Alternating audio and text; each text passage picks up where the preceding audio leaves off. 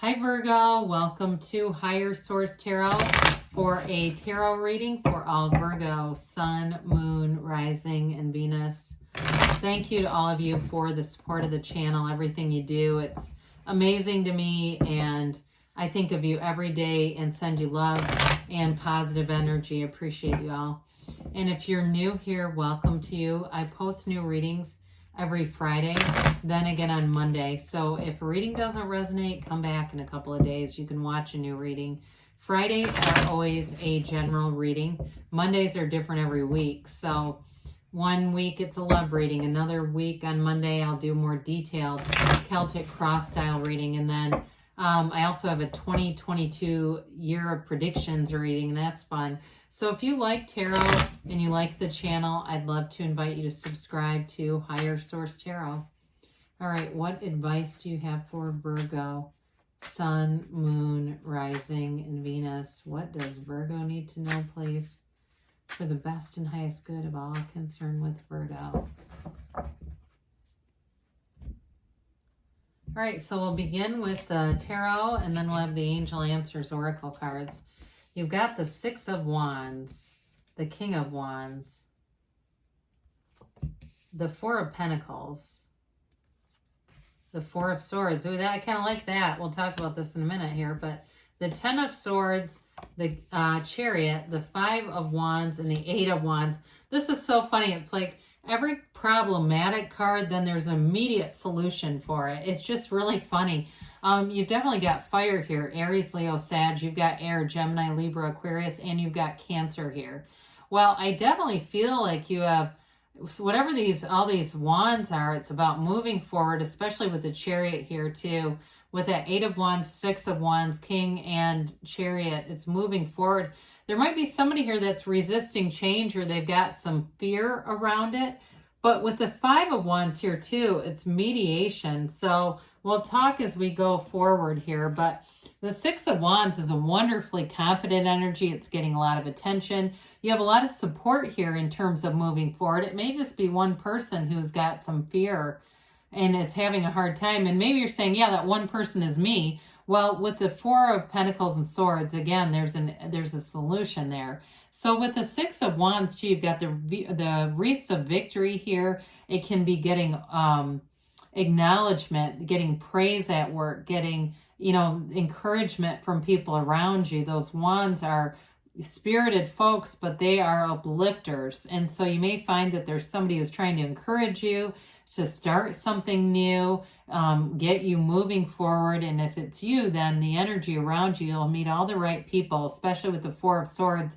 That will get you into alignment to move forward. So, I mean, when we look at this, there's success and victory here multiple times. And it's like that brace for change, but the changes are positive, okay? So we like this energy together. It allows you to move forward, and it's smooth. There's this kind of smoothness about that. So with the King of Wands can be very charismatic energy around you. Like I said, if you have any kind of a coach or a mentor encouraging you, that's this kind of energy. The King of Wands, though, it's very hard to make excuses with this. He is very much like, if I can do it, so can you. And so there may be a mentality around you too about letting go, and it's the right time, the right place. In terms of work too, though, there might be a little bit of a push. I don't want to say it's pressure exactly, but there might be, if you're getting like lots of motivational emails and they're really trying to build the culture around you. And some of you might find it a bit cluttery, quite frankly, like you don't really like all these emails in your inbox. But I do think the intent is to get people spirited. And so in terms of a relationship too, you might be attracting somebody who's very bold. I feel like they kind of are maybe a little bit outspoken. There's not a real harsh energy here, but I do feel like they may speak their mind freely. They may not really care what other people think about them. I don't feel like they're rude at all, but they just don't have a lot of connection with other people's opinions of them. They really are kind of in a way, a free-spirited type of person. Again, in a relationship, I do feel like they appreciate you though. So I don't feel like it's so arrogant, like they have absolutely no appreciation for other people. I just think that they do tend to be a bit outspoken. You might be kind of a grounding energy for them if they do tend to say things that cause or create a bit of an issue around them. But I still feel like they're fun anyway, though. But with the Four of Pentacles that we've talked about, this is that energy of being closed off, not wanting to make a change, not being open-minded. If it's you or somebody else, the Four of Swords really comes in handy here. Now, some of you, it might be because of past experiences with that Ten of Swords.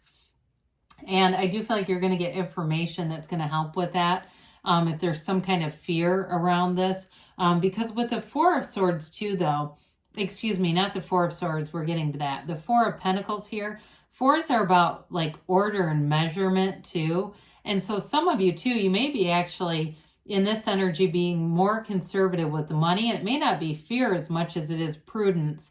Now you may find after this energy lets up a little bit, you have plenty of money. It's really being conservative. It can be being closed off to change though, and you do have change coming in. So what we resist persists, and so we want to be at least open to changes as they occur. That way they're not painful, needlessly painful. So the Four of Swords, it's an interesting energy with the Four of Pentacles, where the Four of Pentacles hangs on for dear life.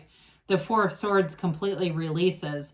This is releasing all resistance. It's releasing any real connection to right fighting or getting your own way. It's really like, would you rather be happy or be right? In this case, they're looking for serenity and peace.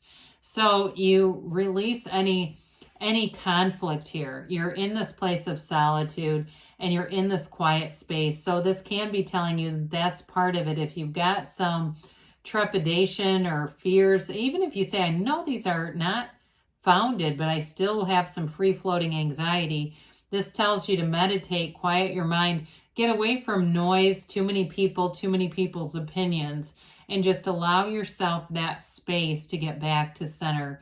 This is also a card of ask and it is given, knock and the door will open. The biggest part of manifesting that we gloss over tends to be the asking.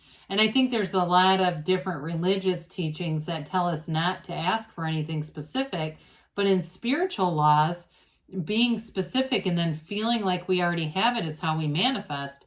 That's all about those vibrational relationships. And so if we don't, then we're going to have a hard time really getting any trajectory with our momentum with our energy. So I mentioned before, there might be something in the past, something disappointing that's creating that Four of Pentacles for you.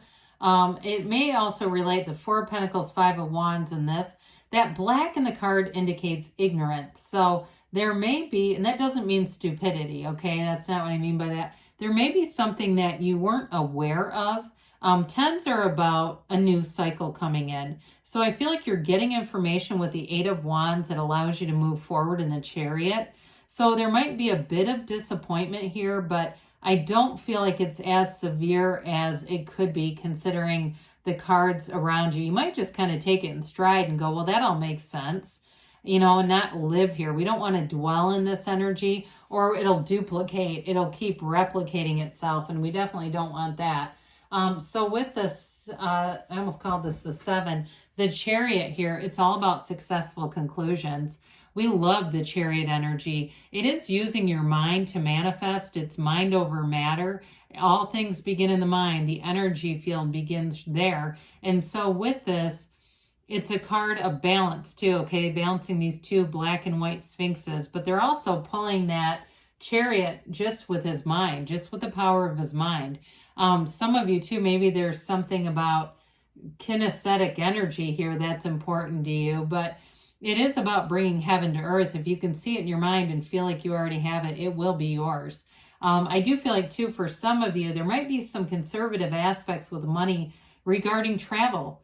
You've got nice aspects for travel. Some of you might be pulling in the reins a little bit financially to prepare for this because you know you're traveling or you're planning on it. And again, I do feel like you're going to have enough money ultimately. I don't see this as a famine at all, but I do feel like it's like a field of influence around you, this Chariot, but it's protective energy, okay? That Chariot protects him. So with the Five of Wands, there's a bit of a conflict here, but I feel like it's easily resolved. Fives are all about adaptation and mediation. So it may be an internal conflict with that Four of Pentacles, Four of Swords. Others of you, though, with a relationship too, I mentioned there's something moving forward here. There's great chemistry here. There could be a mentor here that comes in and resolves some of this if this is work related and there's some petty stuff going on at work.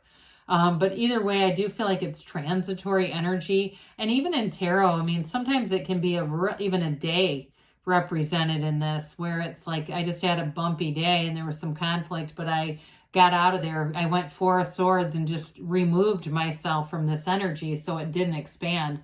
Now, the Eight of Wands it's information, it's change big time, and it's got great momentum.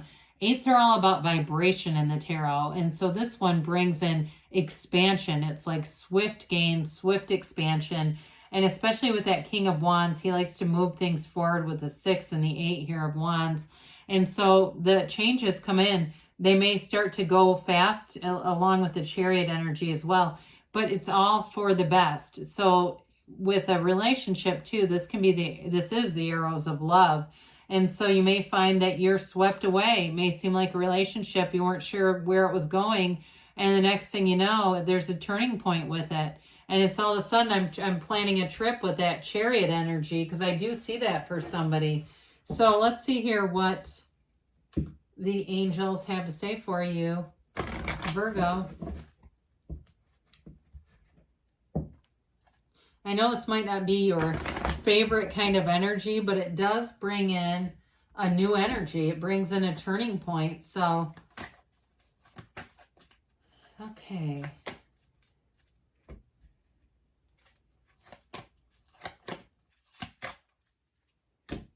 All right, you've got here, get more information. Well, I don't think that'll be hard. It feels like it's coming in. Meditation brings answers, excuse me. Well, I think we know that, and we said how important that is with the 2 4s. Romance, all right? Haven't seen that in a long time. Again, I do feel like there's a swift relationship happening, that sweep you away kind of energy in the near future, they say. And you've got a yes, okay? So things are moving forward for you, Virgo. I love you, and I'll be back again soon.